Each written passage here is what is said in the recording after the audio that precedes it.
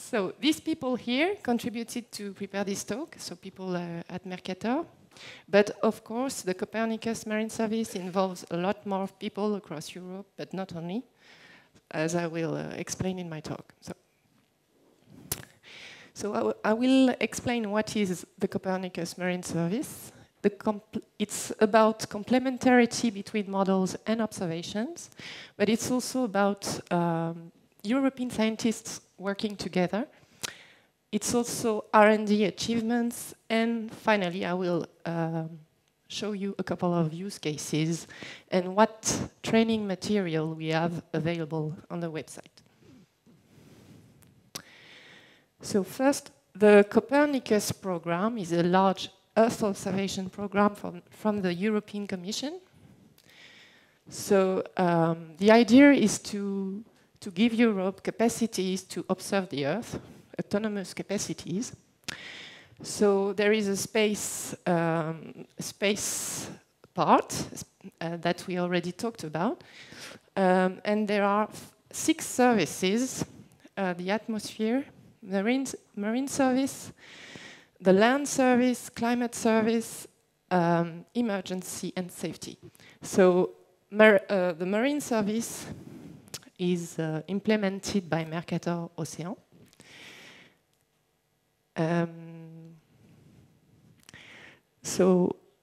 Monitoring the marine environment is really about integrating together observations from the satellites, the in-situ observations, of course, which give the description at depth, and models. So we provide in this service information about the blue ocean, the physics, about the white ocean, sea ice, and the green ocean, everything, the biogeochemical variables, chlorophyll, oxygen, pH. We are interested in the past, in long time series of the ocean, in the present current oceanic conditions, but also we provide, as you know, forecast, 10-day forecasts. Oops, sorry. So of course, this is driven by a need to predict the evolution of weather and climate, to better manage the oceans and seas. And that's really a motivation for the European Commission to produce this service. So they want to have a world-leading marine environment monitoring service, but also which supports the blue growth and blue economy for a variety of applications: maritime safety, marine resources, healthy waters, information on coastal and marine hazard services, and supporting climate services. So a lot of things, but the idea is to provide a free service that will really help developing the blue economy. So this is an infography that you can find on the internet on the blue growth. What is a blue growth or blue economy? So you have here the various economical applications, sectors or areas of interest where renewable energy, biotechnology, coastal and maritime tourism, aquaculture, mineral resources, and also other areas like shipbuilding, transports, fisheries, of course, offshore oil and gas. And all these economical sectors will generate jobs and value, economical value. And the idea is to have a free service and a central service to really help developing downstream activities that enter this economy, this blue economy. So this is another illustration of course, the areas of benefit, the marine resources, the weather and climate, seasonal forecasting, and maritime safety, coastal and marine environment, last but not least, of course. Now, all is based on a single web portal where you can have access to an online catalog where you can find all the products. They are disseminated under a common format, NetCDF, which is Inspire compliant, and it's an open and free service. You have to subscribe to give a few informations, but it is open and free. So on the catalog, you have many information on the products. You have documentation, online quality information. And, okay. So on the portfolio, you have these numerical products, the neat CDF files, but not only, you also have an ocean state report, I will talk about a little bit later, products quality information, as I said. The products cover the global ocean, but also there are specific products for the European seas. There are 7 regions, global, Arctic, Baltic, Northwest Shelves, NWS. EB is Iberian Biscay Ireland. This is this area, fine. And Med Sea and Black Sea. The products are observations, in situ, satellite, and ocean model products, marine, physical, and biogeochemical parameters, and, as I already said, long time series, real-time, and 10-day forecast. So this is an illustration of the fact that we have 14 different variables, including waves and biogeochemical parameters, but also winds. These variables are available under different type of products, model products, satellite products, and in situ. When available, they are, when it's possible, they are observed and modeled. So this is just an illustration of the global monitoring and forecasting system. I'm working at Mercator, so this is a Mercator contribution to the ocean forecast, the global forecast at 1/12 of a degree. So these are currents, it's just a nice illustration, sea ice, it's temperature, salinity, but we also have global ocean biogeochemical forecast. So this is a little bit repetitive.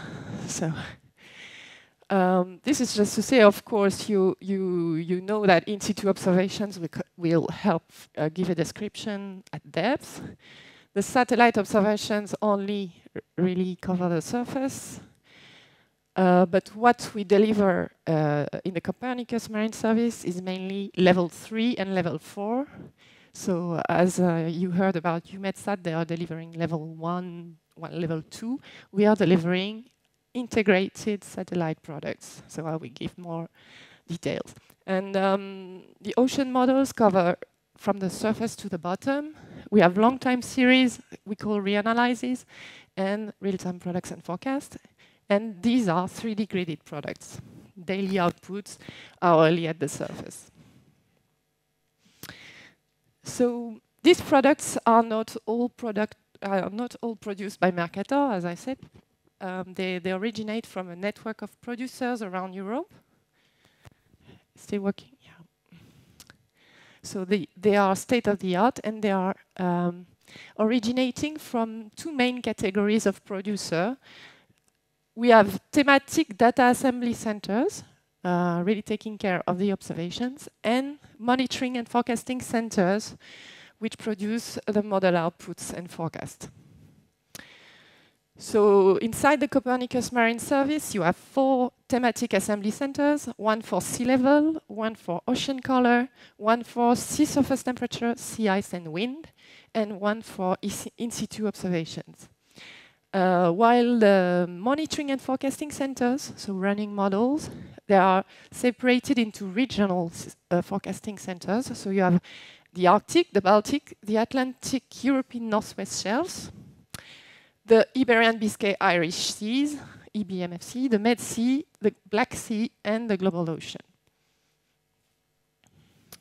So this is, again, to explain that the thematic assembly center really process the raw data. For the satellite tags, they are really producing level 3 and level 4. And for the in-situ tag, they are producing also reprocessed, so reprocessed data sets, and providing data under a specific format. The monitoring and forecasting centers, they run 3 types of models: ocean circulation, ecosystem biogeochemistry, and wave models. Of course, the ocean circulation includes the sea ice model. The type of producer has an impact on the name of the products that you will find in a catalog. So sometimes it's very difficult to understand these long file names, but it's also for us to know where they come from. So when it's MFC, you will have the name of the MFC, MED, or GLOW, or EB. When it's a TAC, you will have the name of the TAC. For instance, C-level or in situ. So this illustrates a little bit the fact that we integrate things into the Copernicus service. We start from the raw data, satellite ground segment products or raw in-situ products. And inside the tags, we add some algorithms, we add some integration onto grids, we add some interpolation, and we produce a higher level of integration. And then the MFCs even produce even more complex products with a higher level of integration, including more algorithms and models, but also more errors sometimes. So it's really complementary to have all kinds of products in the same place. So how is it organized? As I already said, there is a space component to the Copernicus service. So the Marine Service is really organized or led by Mercator Ocean. It's the entrusted entity to deliver the service. And we have strong interactions with the space agencies, but also with the European Environment Agency and with other Copernicus services, such as the Climate Service, because of course the ocean essential variables are also climate variables. So we have strong interactions. There is a scientific and technical advisory committee, which is composed of European scientists, but also international scientists. So we have a cross-cutting coordination central user service, which is at Mercator. And we have a series of thematic assembly centers and monitoring and forecasting centers that I already talked about, which are linked by contract to Mercator Ocean. And then we have an outreach and science part, which is ready to perform the evolution of the service and the link with the users. So this is another series of contracts that we pass. So we have calls to have scientific projects and also specific user projects. So this is just to show you that many of your lecturers are involved in the Copernicus Marine Service. So you will recognize Pierre-Yves, as I already talked about, but also Fabrice Hernandez, who will talk tomorrow. Ananda is part of the Scientific and Technical Advisory Committee. Simon is leading one of the service evolution projects. Of course, at Mercator, we are working on a global MFC, but Chris is also involved in a global MFC. And here you have Joaquin, who is involved in an in-situ TAC. But I could have put other photos, I know, but some of you are involved. So this is to show you the biodiversity of the partners of CMEMS inside the TACs to start with. So these logos represent the various TACs. So the sea level, the ocean color, the sea ice, and sorry, this is sea ice, this was supposed to be ocean, this was supposed to be OSI, but whatever. And the in-situ TAC. So you can see that CLS leads the sea level TAC. The TNR from Italy leads the ocean color TAC. The Norwegian, the Met Norway leads the OSI TAC. And Ifremer leads the in-situ TAC. But they all have many partners. And you can see that, for instance, the in-situ TAC has many, many partners. It's a big coordination effort. These are the logos for the different MFCs with the various partners. So you can see that the NERSC is leading the Arctic MFC, the Danish Meteorological Institute leads the Baltic MFC, the Met Office leads the Northwest Shelf, Puerto del Estado leads EB, CMCC leads the Black Sea, no, leads the Med Sea, and I is also involved in the Black Sea, but it's IOBAS who leads the Black Sea. And Mercator leads the global, and you can see that they also have a lot of partners. What about the users? So right now we have about 10,000 subscribers. Not all of these people are regular users, but we estimate the number of regular users of about around 6,000. And they are distributed around the world, but most users are European. And of course, they are working in the 4 areas of interest. So this service is user-driven. What does that mean? That we deliver the data products to the users, and they are also interacting with CMEMS via the web portal and the service desk, which is quite active and, well, interactive. There's a central service desk and distributed service desk that are held by all the producers. And the interaction is really strong. And we ask for users' feedbacks, and we collect their requests and feedbacks via the service desk, but also via workshops and training sessions, and also via the user uptake projects I already talked about.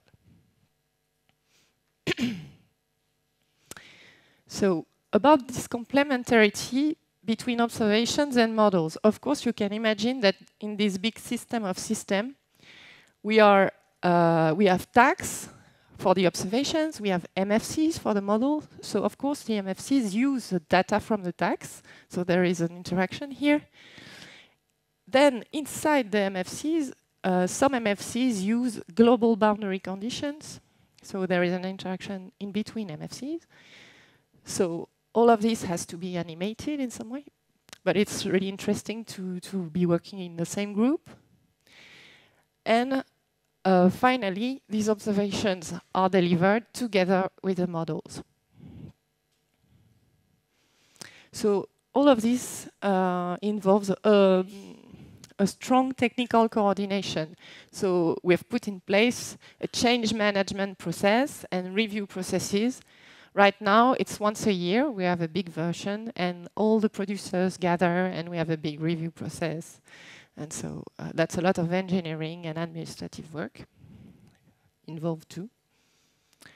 Another thing that has to be said about the complementarity between observations and models is that we are constantly, we really try to support the sustainability of the observation network. And we are leading a series of studies to show the impact of observations in the model analysis and forecast. So many studies take place into European projects, research projects such as EAIMS or Atlantos. But we also try to perform OSEs and OSSEs in the context of our operational duties. So this is an example showing the impact of retrieving half of the Argos in an ocean analysis. If you look at the errors, I think, sorry, it's always a, so basically what the take-home message is when you take off half of the Argos, you really increase the error. And so this is really degrading significantly the analysis. So we really need the in-situ network, and we even more, we need it to be sustainable, and we need it to be denser. So that has really a great impact. And of course, the satellite data have a very important influence. This is another study showing the impact of retrieving one altimeter after the other. So here the take-home message is that when you assimilate 3 altimeters, this is a kind of relative error, and when you only assimilate 2 altimeters, but depending on the type of altimeters, you increase the error, and when you only assimilate 1, you have a relative increase of the error that is really important. So it's important for us to have sustainable altimetry coverage with several flying missions. And the impact, the most important impact takes place in the energetic areas, such as the boundary currents on the energetic currents of the Atlantic circumpolar region. So the STAC and the scientific coordination have issued recommendations for the space component of Copernicus for the future, so that we better sample the ocean and we can really increase the quality of the forecast. So their recommendations was, of course, to the continuity of the Sentinel missions, to also promote wide swath altimetry in the future, to fly a geostationary ocean color mission over Europe to increase the resolution of the products, to fly a microwave mission to have a high spatial resolution SST over Europe, and the continuity of the Cryosat-2 mission, the ice thickness observations, and also to promote R&D actions to observe SSS, salinity at the surface of the ocean, and ocean currents from space. So what about the synergy of European scientists with various expertise that is induced by this big service? So first, it allows us to really have a dynamic group of scientists evaluating the analysis and forecast. So we have many, there's a big work taking place here. Fabrice is going to talk about that tomorrow, so I won't get into much details. But each product is validated.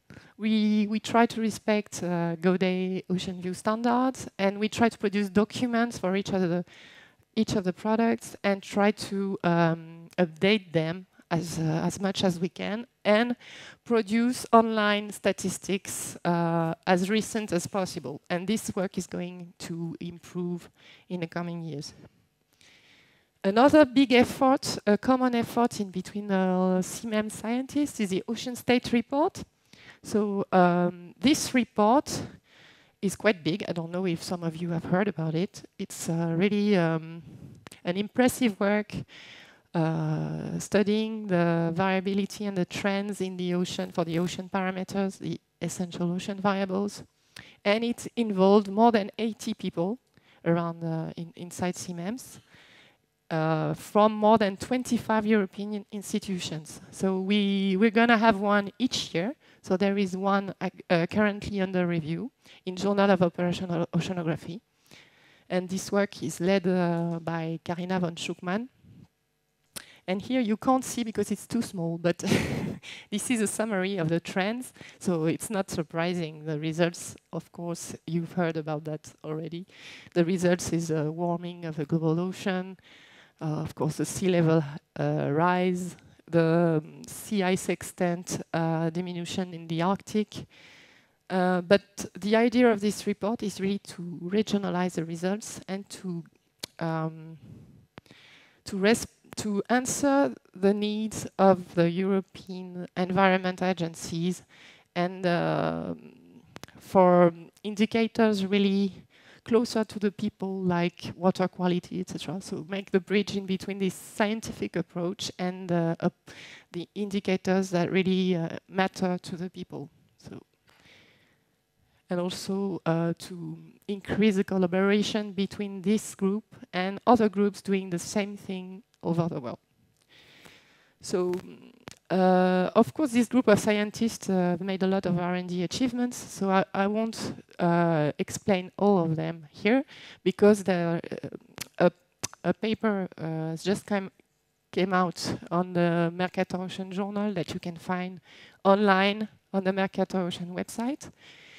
So it summarizes all the scientific achievements from the MFCs and TACs during the first 3 years of Copernicus Marine Service. So you can have a look at that paper.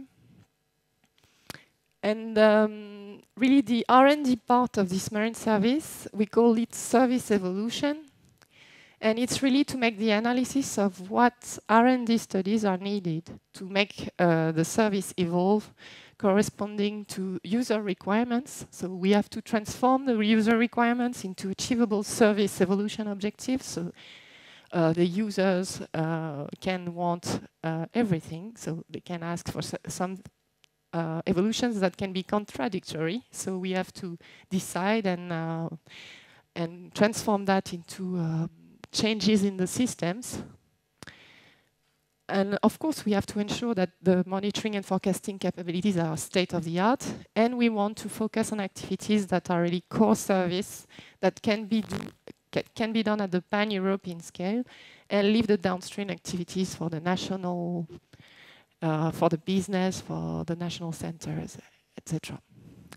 So the Service Evolution Group and the Scientific and Technical Advisory Committee, they have split that into different timescales for research. There's a first tier, tier 1. This is research done by the centers, the production centers, inside the Copernicus service. There is tier 2, which is done via service evolution calls. So these are research projects that are funded by the Copernicus Marine Service. There's a call which is open right now. And there is a long-term research which is done by the research community, for instance, in the context of the Horizon 2020 program. So this link with the downstream users is really done through the user uptake call. So this is a call for projects for downstream applications. And so, as I said, this is done by TACs and MFCs. This is really done through projects, service evolution calls, and this is long-term research from H2020 and the research community. So they have issued the STAC and the Service Evolution Group have issued some high-level documents on the R&D priorities for the service. So of course they have identified issues on ocean wave, ocean ice coupling, biogeochemistry and ecosystem to be improved in the service, coastal and ocean atmosphere and climate areas of innovation and research. This is for short-term, 1 to 3 year term. And for the longer term, they have also issued a useful document. All these documents can be found online. So where you will find the subjects of research for the coming years in your domain. So I thought that was nice for you to hear about that, because it's going to be transformed into projects in the coming year. So this is the agenda of the Copernicus Marine Service implementation. So Copernicus Marine Service started in late 2014, and it's funded until 2021, and hopefully will go on after that. So there was a phase 1, which ends at the beginning of next year. So currently we are waiting for the answers of the contracts for next phase. So we are currently we have issued calls to begin the second phase for the TACs and MFCs. And there are also, as I said, calls for service evolution projects that are taking place. And there are also regularly user uptake calls. So they are not on this agenda, but I invite you to have a look at the calls that are issued regularly. So this is an example of the variety of projects that have been financed through the user evolution, through the service evolution calls. So there are projects on mixing, on coupling, on data assimilation, coupling with waves, on phytoplanktonic groups in biogeochemistry modeling. This is to assimilate sea surface temperature, and this is the project led by Simon, validation in the Mediterranean Sea. So Again, some of the identified issues for long-term research, so this is really a summary of the document I talked about, is really to promote very high resolution modeling, tides, wave circulation coupling, ensemble methods for data assimilation. Of course, we want really to improve the biogeochemical products, so we want to improve the ocean wave and atmosphere coupling, and we need to improve the in situ and satellite products for the coastal management. We want to produce longer-term reanalyses, and we also want to integrate new technologies for product dissemination, such as big data technology. So finally, use case and training material. So recently they have added on the website a very nice set of information on the users and the use cases. So you have a PDF file. You can choose the type of user you want to see. So if you want to see a user that's in business or in academic, or if it's a public service, you can choose what type of product they use. So if you want to see users of the global, or users of in situ, or users of satellite, you can choose the area of benefit. And the area of benefit is it a maritime resource? Is it weather forecast, etc.? And the geographical area. And you end up with a 2 pages PDF file showing you the summary of what they've done, what product they've used, and what is the benefit of using this product for their application. So this is really interesting. So I've put here 2 examples. So I chose examples in the MEDC, and here we find again our friends from SOCIB and IMEDEA. So this example is about a tool to prevent oil spills that is built by SOCIB and IMEDEA and Puerto del Estado. So PAS here makes a testimony on this on this PDF file. So you will know PAS this afternoon because she's going to supervise the tutorials too. And this other example is how they use the Copernicus Marine Service of data to perform a metocean study that is necessary to implement these offshore wind farm. This is a floating on offshore wind farm. So it's a new renewable energy source that has been tested off the French coast, Mediterranean coast.